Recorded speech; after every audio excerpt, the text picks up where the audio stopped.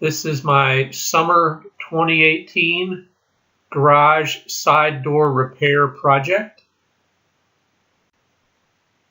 Here is the original door. It was rotted when I moved in. I did some temporary repairs on the bottom, but it never fit properly and I could not lock it. And over the years, it became more rotted and was in disrepair. I found this steel door at an estate sale for $5. I removed the old door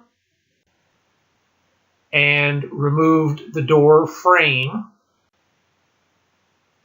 and got down to the bare 2x4s and cleaned out the rotted wood.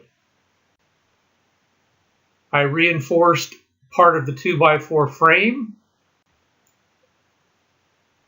I had to cut hinge mortises into the wood and create a door frame.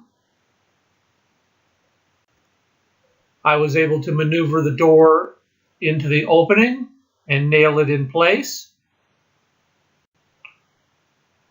And this is what it looks like finished. I coated the wood with waterproofer. And here is the old door in the garage. The total cost was about $40 and was a real improvement to the garage.